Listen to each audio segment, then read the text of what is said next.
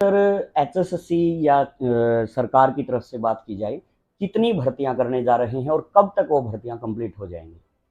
हमारे पास सरकार की तरफ से लगभग 60,000 जो है पदों के लिए डिमांड आ चुकी है, जिसमें भर्तियां यदि एक्चुअल में देखा जाए, मुझे नहीं लगता कि 30,000 भी भर्तियां हो पाएंगी, क्योंकि कुछ तो कैंडिडेट जैसे आपने चलो बताया देखिए अभी होता एलिजिबल क्या ही। है, आगे आगे देख जी। क्या होता है। जी। आखिर सामाजिक आर्थिक मानदंड के अतिरिक्त अंकों को लेके युवाओं में डर भी है और कंफ्यूजन भी है कि आखिर उनकी कौन सी आय देखी जाएगी, क्योंकि बार बार फैमिली आईडी में भी युवाओं ने टेक्निकल पोस्ट में एएलएम, फायरमैन आदि में फर्जी डिप्लोमा या सर्टिफिकेट बनवा लिए हैं। काफी खबरें सुनने में आ रहा है ऐसे होंगे, क्योंकि युवाओं का सवाल है कि हमारे ऑब्जेक्शन थे। अब ऐसे में क्या होगा? जो सभी का आपके अपने क्लास हब यूट्यूब चैनल में हार्दिक स्वागत है। और जैसा आप आज आपके सामने हैं, लाइव रूबरू हो रहे हैं चेयरमैन साहब, एचएसएससी के चेयरमैन भोपाल सिंह खत्री जी।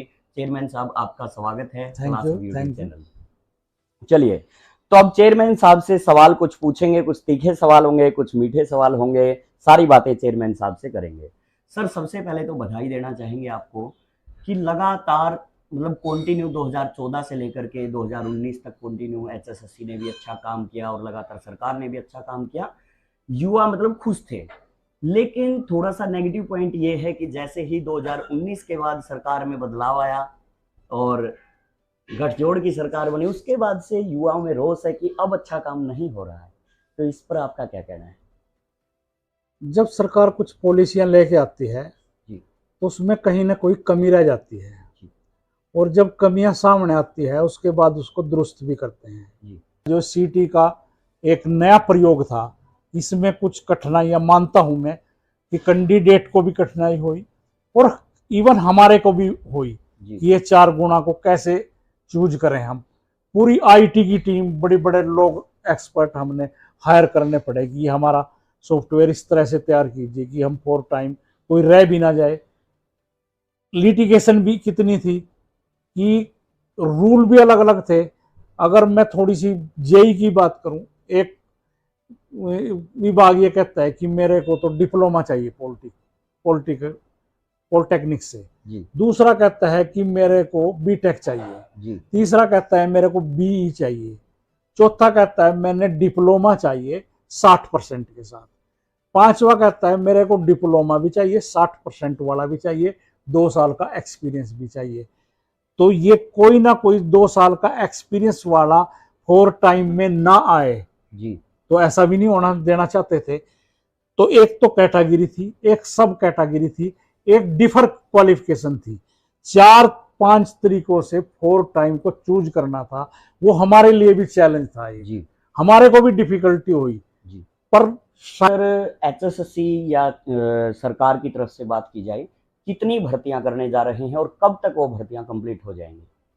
हमारे पास सरकार की तरफ से लगभग 60,000 जो है पदों के लिए डिमांड आ चुकी है, जिसमें 13,000 ग्रुप डी के लिए है, जी। 7,500 टीजीटी टीचर के लिए है, 6,000 मेल और फीमेल कांस्टेबल के लिए है, और जैसा कि आपको मैंने बताया कि 32,000 सी क्लास के लिए है। जब आप 60,000 भर्तियों की बात करते हैं, तो मुझे ऐसा लगता है कि आप चाहकर भी 60,000 भर्तियों को पूरा नहीं कर पाएंगे, क्योंकि सरकार की तरफ से मानो या आयोग की तरफ से मानो, दो शर्त यहाँ पे रखी गई है। एक तो सीईटी क्वालीफाई की रखी गई है और ऊपर से 4 गुना की शर्त रखी है। ऐसे में क्या होगा? बहुत सारे कैंडिडेट, जैसे आपने ग्रुप्स बनाए हैं, बहुत सारे कैंडिडेट उन्हीं ग्रुपों में बार बार रिपीट होंगे। जैसे 32,000 ग्रुप सी की भर्तियां हैं, वही बार बार रिपीट होंगे, तो कैसे उन 32,000 भर्तियों को हम कहेंगे 32,000 भर्तियां हुई? दूसरी बात, जैसे एग्जाम्पल के तौर पे स्टाफ नर्स के 1500 वैकेंसी हैं, ये आपने अनाउंस कर रखी हैं। 1500 का 4 गुना करें तो 6,000 कैंडिडेट होने चाहिए, जबकि एक्चुअल में स्थिति ऐसी दिखाई दे रही कि 1500 कैंडिडेट भी मौजूद नहीं है। तो हम नहीं मान सकते कि वो आप 1500 वैकेंसी भरने जा रहे हैं। लगता है कि शायद जो कंडीशनें आपने लगाई हैं, पहली सीटी क्वालिफाई, दूसरा 4 गुना, और तीसरा मेंस में फिर उसे 50% नंबर फिर लेने हैं। यानी तीन तीन शर्तों के कारण मुझे नहीं लगता कि आप वो 500 वैकेंसी भी फिल कर पाएंगे। तो कैसे कह सकते हैं नहीं, कि ऐसा नहीं 60,000 है, ऐसा वैकेंसी? ऐसा ऐसा नहीं है। ये मान सकते हैं कि हम कुछ कैटेगरी की पोस्टें शायद खाली रह जाएं कि हमारे पास एलिजिबल कैंडिडेट ही अवेलेबल ना हो। जी। पर ये अब सीटी आने के बाद नहीं, ये पहले भी हुआ है। जी। जब ओपन था, सब पेपर दे सकते थे, जी। तो हमने तब भी कोचेज की, जैसे हम उदाहरण दूं मैं, कोचेज की भर्ती की तो कई कोचेज जो थे हमारे को कैंडिडेट ही नहीं मिले, पोस्ट जितनी पोस्टें थी। जी अभी टीजीटी में तो सीईटी नहीं है, जी फाइन आर्ट की पोस्टें हैं। जी फाइन आर्ट में हमने 527 कैंडिडेट मिले हैं, 1700 पोस्टें हैं, तो सीईटी तो नहीं है यहाँ भी। जी वहां क्वालिफिकेशन का चक्कर है कि उसके बीएफए किया होना चाहिए, बीएफए कैंडिडेट के पास है नहीं, या वो एमएफए होना चाहिए, या अन्य शर्तें हैं कि उसको सब्जेक्ट में 50% नंबर होने चाहिए, या ग्रेजुएशन में उसका एग्रीगेट 50% होना चाहिए। तो यहाँ तो सीईटी नहीं था। म्यूजिक में ले लीजिए, होम साइंस में ले लीजिए, इतने ऐसे बहुत से पोस्टें हैं जो पोस्टें ज्यादा हैं, कैंडिडेट कम है। ये इसी बात के कारण सर मैं कह रहा हूँ कि भर्तियां 60,000 तो नहीं सीईटी हो तो वहां पाएंगी। है नहीं। हकीकत ये है कि जो भर्तियां यदि एक्चुअल में देखा जाए, मुझे नहीं लगता कि 30,000 भी भर्तियां हो पाएंगी, क्योंकि कुछ तो कैंडिडेट जैसे आपने बताया। चलो देखिए अभी होता eligible क्या नहीं। है, आगे आगे देखिए क्या होता है। जी और अच्छा। शायद इस बात से कि हम पूरी भर्ती भी ना कर पाए, शायद हमारे को भी कोई सबक मिले या सरकार को मिले। जी जी जी शायद ये अच्छा के लिए हो रहा हो। जी हो सकता है भी। सीईटी क्वालिफाई क्यों नहीं? जैसे अभी डिसक्वालीफाई डिसमिस किया गया अभी कोर्ट में केस, साफ साफ एक बात लिखी थी कि इसमें हाई कोर्ट कोई दखल अंदाजी नहीं कर सकता, इसमें आयोग ही कर सकता है जो कर सकता है, क्योंकि वो एक रिक्रूटमेंट एजेंसी है और उसी को अपने रूल बनाने हैं और उसी को सब कुछ करना है। वो जो चाहे कर सकती है। रूल सरकार ने बनाने हैं जी, हम रिक्रूटमेंट लेकिन एजेंसी हाई रूल कोर्ट ने तो आपके पाड़े में नहीं नहीं हमारे पाड़े में नहीं डाली, सरकार के पाड़े में डाल दिया है। अगर आप जजमेंट पढ़ेंगे तो उसमें साफ लिखा हुआ है कि सरकार और एचएसएससी जी आप कैसे शॉर्ट लिस्टेड करती है। तो ये अधिकार कोर्ट सरकार ने हमारे को नहीं दिया ना कि शॉर्ट लिस्ट कैसे करेंगे, उन्होंने एक नियम बना के दे दिया कि इस तरह से करेंगे। तो इसका मतलब तो है कि पॉलिसी मेकर तो कोई और है, एचएसएससी नहीं है। जी जैसे अभी आपने बात की, लेकिन यदि देखा जाए तो आयोग जो है वो एक प्रकार से अंग है सरकार का, यही बात कह सकते हैं, आयोग सरकार का अंग है। लेकिन या तो आयोग की और सरकार की आपस में बनती नहीं, आपस में सहमति नहीं है कि आयोग कुछ चाहता है और सरकार कुछ नहीं, ये तो एक विंग है। इस तरह से तो हरियाणा में लगभग 100 डिपार्टमेंट्स हैं जी, कोई 100 डिपार्टमेंट की शर्तें सरकार के अनुरूप हैं तो ऐसा तो है नहीं जी। सबकी कहीं ना कहीं ये है कि वो चाहते कुछ और होंगे, हो रहा हो कुछ और होगा। तो ये खाली एचएसएससी के साथ थोड़ी है। लेकिन सर बात करें जब पड़ोसी राज्यों को देखते हैं तो वहां भी 15-15 गुना का रूल है, लेकिन हरियाणा में 4 गुना का रूल कहाँ से आया?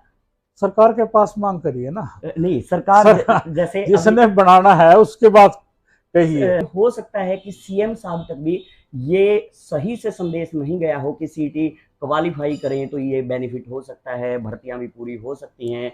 और जिन युवाओं में रोष है, जो सरकार के लगभग जैसे मैंने बताया 14 से 19 तक खुश थे और वो अब ना खुश हैं, सारे के सारे जितने भी लगभग युवा देखेंगे सारे ना खुश हैं 1% युवाओं को छोड़ के। तो हो सकता है सीएम साहब के पास वो बात सही तरीके से पेश नहीं की गई हो, सचिवों के द्वारा बार बार एक ही लाइन, उसमें युवाओं का पक्ष केवल आप ही युवाओं को दिख रहे हैं, आप ही युवाओं का पक्ष सरकार तक रख सकते हैं। इसमें एक जो पेचीदगी है ना जी, एक तो जब सीईटी का ड्राफ्ट आया था जी, ये जो कोर्ट केस हैं या जो मांगे हैं जी, ये उसी टाइम उठनी चाहिए थी कि आप अपना ड्राफ्ट चेंज कीजिए, आप ये गलत है। जी, ये मांग कब उठी? सीईटी का प्रीलिमिनरी होने के बाद, जी, जब बच्चों को ये लगा कि हम बहुत बड़ी मात्रा में, हम तो 4 गुना में नहीं आ रहे हैं, जी, तो ये डिमांड गलत टाइम पे उठाई गई है जब कानून बन चुका था। जी, और रही बात आप सीएम साहब की, या मेरे को कह रहे हैं आप ये बात क्यों नहीं मानते, जी, अब ये लीगल मैटर हो गया है। जी, हमने भी कहीं ना कहीं लीगल उस पे ये एडवाइस ली है, क्या हम इससे अब यू टर्न ले सकते हैं। तो वहां से रिपोर्ट ये आई है कि अब आप यू टर्न नहीं ले सकते, अब कदम आप पीछे नहीं हटा सकते। उसका कारण ये है कि जो एक मेरिटोरियस बच्चों का ग्रुप बन गया है जी, वो कोर्ट में चले जाएगा। नहीं वो कि हाँ नहीं जाएगा वो, जिसको ये लगता है 100% कि मेरी सिलेक्शन तो 100% है। जैसे आपने ही कहा कि स्टाफ नर्स के आप पे इतने पद हैं, इतने कैंडिडेट हैं, मैं नहीं जाना चाहता कितने हैं या नहीं है, पर उनको जितने पद हैं और वो एग्जाम के लिए आ रहे हैं उनको तो श्योरिटी होगी ना कि हम लग रहे हैं जी। अब वो कोर्ट में चले जाएंगे, इन्होंने एलिजिबिलिटी करके ये सिर्फ क्वालिफाइंग करके हमारा कंपटीशन बढ़ा दिया है। तो कोर्ट कहेगी कि आप बार बार नियम बदल रहे हैं, अब पीजीटी की या किसी की एचपीएससी के जो स्टे हुए हैं, तो सिर्फ यही तो हुआ है ना कि क्राइटेरिया चेंज कर दिया हमने ड्यूरिंग प्रोसेस, तो अब हम इसमें यू टर्न ले ही नहीं सकते। जी, तो क्या सर अगली बार जो सीईटी होने जा रहा है वो कब होने जा रहा है, और क्या वो सीईटी क्वालिफाई हो सकता है? ये सिर्फ सरकार ने निर्णय लेना है जी। कि वो क्वालिफाई करती है या इसी पैटर्न पे चलती है, या इसको कुछ बढ़ाती है, 4 गुना की बजाय 10 गुना करती है, 15 गुना करती है, ये सरकार ने फैसला लेना है। अच्छा सर, बात करें क्या सरकार और आयोग की मंशा पोस्टों को खाली रखने की होती है, क्योंकि जैसे मैंने बार बार जिक्र किया कि इतनी कंडीशनें लगा दी हैं, सीईटी है, फिर उसके बाद मेंस एग्जाम देना है, 2-2 एग्जाम की सर, फिर ऊपर से जैसे पीजीटी भर्ती आपने देखा वो भी कोर्ट में गई, इन्हीं शर्तों के कारण गई कि पास मार्क भी होने चाहिए, स्टेट भी होना चाहिए। उसके अलावा जैसे मैंने जिक्र किया कि जो टेक्निकल पोस्ट हैं, staff nurse, VLDA, LM, JEE, ETC, ये भी खाली रहेंगी, और फिर सरकार के पास बहाना भी हो जाएगा कि हमने तो भर्ती के लिए शर्तों को पूरा करने वाले योग्य उम्मीदवार ही नहीं मिले, और फिर इनको कौशल रोजगार निगम के माध्यम से निकालना ही है सरकार को। तो सरकार क्या, सरकार भर्ती नहीं चाहती है इसका मतलब, नहीं, या आयोग भर्ती नहीं चाहता? तो आपको पता नहीं, जब सरकार विज्ञापित करती है या डिमांड भेजती है एचएसएससी की, उससे पहले उन पोस्टों के लिए जो कर्मचारी को तनख्वाह देनी है उसकी बजट का प्रावधान करती है सरकार। एफडी से मंजूरी लेती है कि हम इतने हजार या इतने लाख कर्मचारी नए भर्ती करने जा रहे हैं, हमको इतने बजट की जरूरत पड़ेगी। इतना कुछ करने के बाद, सरकार बजट एलोकेशन करने के बाद, क्या सरकार ये नहीं चाहेगी कि भर्ती हो? हाँ, कोई चलो टेक्निकल कोई कमी रह सकती है, पर सरकार और आयोग कोई भर्ती को टाल मटोल करना, इसका मतलब तो हम विज्ञापन ही नहीं करते जी। या कोई कोर्ट में जाके कैंडिडेट ने ये थोड़ी कहा कि विज्ञापन कीजिए जी, आदेश हो कोई कोर्ट का या किसी का हाई अथॉरिटी का हो कि इतनी वैकेंसी निकालिए पर भरिए मत जी, सिर्फ समझ बाग दिखाइए। कोई ऐसा आदेश नहीं सरकार का, आयोग के पास नहीं, सरकार के पास नहीं। तो सरकार ने प्रोसेस किया, शुरू किया है, तो इसका मतलब भर्ती करने के लिए किया है। नहीं वो तो ठीक है सर, लेकिन जिस प्रकार की शर्तें वो मैंने बताया कि क्वालिफिकेशन की वजह से भी तो हो सकता है, खाली सीईटी थोड़ी। मैंने आपको उदाहरण दिया कि फाइन आर्ट में हमारे पास 1700 पोस्टें हैं, कैंडिडेट हमारे पास 527 है, और 527 में से 100 नॉट एलिजिबल होंगे। वो तो किसी का बीएड नहीं होगी, किसी का स्टेट नहीं होगा, कोई नंबर पूरे नहीं कर रहा होगा, तो पोस्टें कितनी बढ़ेगी? 750। यहाँ तो सीईटी नहीं है जी, लेकिन वो तो ठीक है, कहीं ना कहीं कमी तो रहती है ना जी, या वो रिक्रूटमेंट रूल की वजह से, डिपार्टमेंट की वजह से, या सरकार की शर्तों के अनुसार है, या हमारे चयन में कोई कमी है, कहीं ना कहीं कमी तो रहती है। पर ऐसी नहीं है कि सरकार भरना नहीं चाहती। जी, अगला सवाल, आखिर सरकार और आयोग को भर्ती पूरा करने में इतना लंबा समय क्यों लग रहा है? क्योंकि क्या आयोग और सरकार की मंशा ये होती कि भर्तियों को इलेक्शन तक ले जाया जाए? कोई इलेक्शन तक आयोग का कोई ध्येय ये नहीं होता कि वो इलेक्शन तक लेके जाए। हमारे को क्या पड़ा है कि हम उसको इलेक्शन तक लेके जाएं? जहां आप ये कह रहे हैं कि इससे नाराजगी है, तो हम इस देश की, प्रदेश की जनता को या युवा को नाराज थोड़ी करना चाहते हैं कि हम एंड टाइम पे ज्यादा फिर खुश हो जाएंगे। इलेक्शन के टाइम पे ही अगर वो लगेगा, तो जितने नहीं लगे या जो इतने तंग हो गए लोग, तो नाराज पहले ही हो चुके होते हैं। नहीं, ये तो हम इसको थोड़ी है कि एजेंडा, इलेक्शन एजेंडा थोड़ी है ये। लेकिन कई बार देखा जाता है सर, सरकार उसमें कोई प्रॉब्लम होती है कि कोई चीज की स्क्रूटनी होनी है, कहीं कोर्ट केस है, कहीं कुछ है, कहीं टेक्निकल वो है, कहीं हमारे पास स्टाफ की कमी है, इसलिए कुछ चीजों में देरी होती है। कुछ बताने भी की नहीं भी होती कि किस लिए देरी हो रही है। शायद सर सीईटी का ड्राफ्ट भी इसलिए तो नहीं लाया गया कि भर्तियों को लंबा खींचा जाए। सरकार से पूछिए। ये अपने प्रत्येक एग्जाम की फाइनल आंसर की जारी करता है, तो सीईटी की क्यों नहीं? क्या इसे रुकवाने में आयोग का हाथ है? नहीं, जारी करेंगे फाइनल आंसर की। ओके, इस लेवल पे हमने रिजल्ट निकला है, रिवाइज नहीं करेंगे, फाइनल करेंगे। ओके, कब तक आने की उम्मीद है सर फाइनल आंसर की? रिजल्ट के बाद। रिजल्ट के बाद, ओके। इसका रीजन क्या बताता हूँ, जैसे रैंक वाइज लिस्ट की बात की या फाइनल आंसर की बात की, इन दोनों के बिना कई युवा ऐसे होंगे, क्योंकि युवाओं का सवाल है कि हमारे ऑब्जेक्शन थे। अब ऐसे में क्या होगा, जो 48 नंबर वाला बच्चा हो सकता है वो 50 पर जा सकता हो, लेकिन उसको तो आपने मान लिए गए हैं सारे। हाँ जी, एनटीए के पास बहुत बड़ी टीम है जी, एक्सपर्ट की टीम है, और वो ऑब्जेक्शन बच्चों को एक टेबल पे रखती है। सारे एक्सपर्ट बैठे होते हैं, लगभग 50 एक्सपर्ट बैठे होते हैं विषयों के, और जनरल नॉलेज अलग अलग सबके। तो वो रिवाइज करते हैं उसको, पहले रिवाइज करने के बाद फाइनल करते हैं, फाइनल करने के बाद रिजल्ट देते हैं, तो उसकी बात मान ली गई है अगर वाजिब है तो। अच्छा सर, एएलएम और एसए जैसी जो भर्तियां हैं, आखिर इसमें कितने कैंडिडेट हैं? ये नहीं बता सकते। लेकिन क्या ये उम्मीद कर सकते हैं वो युवा की लगभग, कुछ आप इशारा दे सकते हैं युवाओं को कि लगभग सबका नंबर आने की नहीं, उम्मीद ये है? भी नहीं कह सकता मैं सबका नंबर। ओके। ये बातें कॉन्फिडेंशियल होती हैं जी कि बच्चे किसी माफिया का या उसका शिकार ना हो। जी जी। अच्छा सर, जैसे कई बार युवा बार बार कमेंट करते रहते हैं, पूछते रहते हैं कि आखिर चेयरमैन साहब अपने बयान पर अडिग नहीं रहते हैं, हर बार नए इंटरव्यू देते हैं तो उसमें नए इंटरव्यू में नए बयान देखने को मिलते हैं, इस पर क्या कहोगे युवा? हाँ, ये कुछ प्लान है, ऐसे लोग हैं जिन्होंने कमियां निकालनी है कि वो दूरबीन लगा के देखते हैं इसमें कमी क्या रह गई है। जी। मेरे से पूछते भी नहीं, उससे पहले उनके कमेंट आ जाते हैं। कमेंट आ जाते मैंने कहा हुआ है ऐसे लोगों को जो कमेंट करने में जल्दी करते हैं, लाइव आने में जल्दी करते हैं, जी पॉपुलरिटी करने में, कि मेरे से पूछ ले पहले जी कि ये काम कैसे हुआ। जी और कई बार तो उन्होंने माफी मांगनी पड़ी है कि हमारे से गलती हो गई है और ये आप ठीक थे। जी। तो इतनी जल्दी रिएक्ट करने में लगाते हैं कि गलतियां ढूंढते हैं इसमें गलतियां का। ऐसा इसमें ऐसा तो नहीं होगा जैसे मान लो कि कोई युवा है, उसने सीईटी मेंस दे दिया है और उसके बाद वो ग्रुप डी का पेपर दे रहा है, और हो सकता है आयोग की तरफ से पहले ग्रुप डी को मतलब या ज्वाइनिंग दे दिया जाए। रिजल्ट आने के बाद ज्वाइनिंग नहीं मैं कह सकता, क्योंकि ज्वाइनिंग डिपार्टमेंट ने करानी होती। जी जी जी। लेकिन रिजल्ट पे तो फिर पेच फंसेगा सर। जैसे अब एक बच्चा है, मान लो उसका सीटी ग्रुप सी का रिजल्ट आ गया है, वो किसी भर्ती के लिए रिजल्ट में सेलेक्ट हो गया है, उसके बाद उसने ग्रुप डी का भी पेपर दिया और वहां भी वो उस पेपर को पास कर लेता है, उसमें भी समझ लो एलिजिबल हो गया है, उसने तो उस पोस्ट को फिर एक जगह तो वैकेंट रख दिया है, वो ग्रुप डी की फिर छोड़ेगा जब आप वेटिंग से उठ जाएगी, जब आप इसको वेटिंग से उठ जाएगी। जी। चलिए ठीक है सर।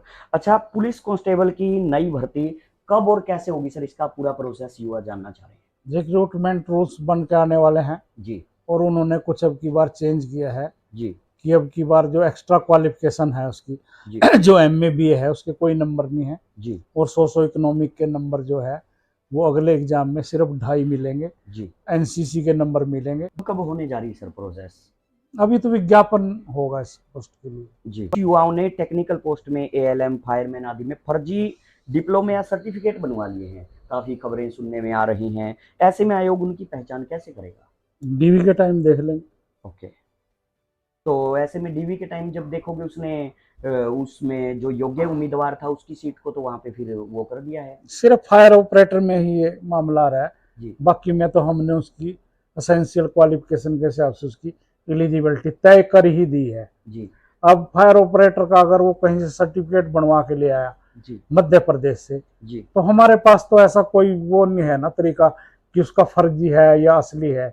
जी वो तो वेरिफिकेशन करने के बाद जब डिपार्टमेंट उसकी वेरिफिकेशन करेगा, जी उसको वेरिफिकेशन के लिए जिस इंस्टीट्यूट से यूनिवर्सिटी से उसने की है वहाँ भेजेगा, तभी फर्जी या असली का पता लग सकता है। पहले तो ऐसा नहीं कर सकते। तो क्यों ना सर आप मतलब डीवी तक जाने ही ना दे उस बात को, क्यों ना पहले ही आप उसकी चेकिंग ये तो करवाएं बहुत उससे? लंबा प्रोसेस हो जाएगा ना जी कि आप एक सर्टिफिकेट लेके आ जाएं मेरे पास कि इसको आप निश्चित करो ये फेक है या असली है, जी जी तो जी मैं उस यूनिवर्सिटी को भेजूंगा। जी वो यूनिवर्सिटी 6 महीने के बाद मेरे जवाब देगी। जी तो ऐसे हम लटका तो नहीं सकते ना भर्ती की, हम उसकी इंतजार करें। जी और कितने हजार कैंडिडेट हैं, कितने हजार उनकी अलग अलग क्वालिफिकेशन होंगी। जी।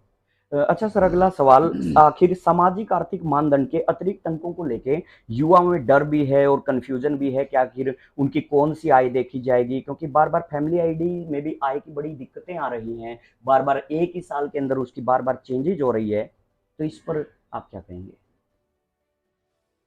जो विज्ञापन में लिखा हुआ है कि उसकी क्या देखेंगे। विज्ञापन में जैसे लिख दिया आपने कि मान लो उसकी पिछले साल की, लास्ट ईयर की वो देखी जाएगी, मान लो अभी 2023 अगर विज्ञापन में ऐसा लिखा है तो वही उसकी इनकम है, आप इनकम को फैमिली आईडी के अकॉर्डिंग देख रहे हैं, लेकिन फैमिली आईडी में बार बार एक ही साल में 4 से 5 बार 10 बार का युवाओं की बार बार चेंज कर रखी है। तो अगर विज्ञापन में यह है कि फार्म भरते टाइम देखनी है तो वही स्टेटस देखेंगे जी चाहे उसकी कितनी बार चेंज होगी। जी। लेकिन युवा अगर विज्ञापन में लिखा हुआ है तो जी विज्ञापन में लिखा, लेकिन युवा खुद इस असमंजस में है कि उसको खुद नहीं पता चल रहा कि उसकी उस टाइम कितनी थी। तो विज्ञापन तो पढ़ा होगा ना, उसमें नहीं, इंस्ट्रक्शंस विज्ञापन तो पढ़े होंगे, वो तो हमने वो फॉलो करने पड़ेंगे। वो तो फॉलो करने पड़ेंगे, लेकिन तो असमंजस की स्थिति क्या है जब इंस्ट्रक्शन असमंजस क्लियर है। जी उसे असमंजस वहां तो क्लियर है, लेकिन फैमिली आईडी के अकॉर्डिंग उसे असमंजस इस बात का है कि उसे खुद नहीं महसूस हो रहा, पता नहीं चल पा रहा है कि उस टाइम कितनी सिर्फ वो विज्ञापन और इंस्ट्रक्शंस पे रहे, जी ज्यादा दिमाग मत लगाए इस काम। जी जी जी। युवाओं का ये भी कहना है कि जो ये सोशो इकोनॉमिक के मार्क हैं, कि ये इससे अच्छा तो जो पहले वाला तरीका था नौकरी न देखने वाला, युवा कह रहे हैं कि उससे ना डर की स्थिति पैदा थी कि सीधा सीधा घर में नौकरी नहीं है तो नंबर मिल जा रहे थे, और घर में नौकरी है तो आपकी बात पहुंचाएंगे सरकार तक जी इस कि आप बात को सिर्फ भी नॉन जॉब को देखिए, हाँ इसमें जो है इनकम का कंडीशन मत लगाइए आप। क्योंकि जैसे जो 180 का क्राइटेरिया लगाया है, यदि हम उसको मैच करते हैं, जैसे कई बार बार बार जिक्र होता है कि इनकम टैक्स की उसकी उससे आईटीआर से चेक किया जाएगा, लेकिन वहां भी क्राइटेरिया हमारा मैच नहीं होता उनके साथ, क्योंकि वहां जो कंडीशन है वो 2.5 लाख की है और हमारी जो कंडीशन है वो 180 की है। तो इसके कारण भी वो चीजें मतलब क्लियर नहीं हो पा रही हैं कि कौन एक्चुअल में 180 से कम आपकी वाला है। प्रॉब्लम सरकार के आगे रखेंगे कि जी ये शर्त हटाई जाए जी इनकम। इसको जरूर रखना कि ये शर्त युवाओं की मांग है कि इसको पहले वाले तरीके से किया जाए। और सर